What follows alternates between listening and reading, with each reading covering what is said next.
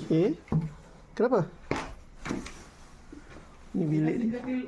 Begini je, queen tu kita share. Kenapa bau busuk? Queen kita share. Ya Allah. Aku cakap tu single bed. Cakap kat dia?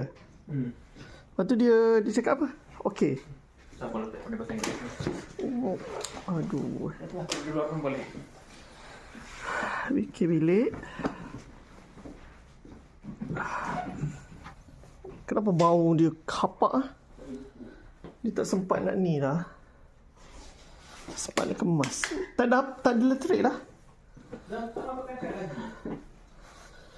Kad dengan siapa? Bukan salah air. Okay. Ni hotel baru aku duduk. Lagi clear view dia daripada tadi. Toilet ada dua, weh. Ha? Toilet ada dua.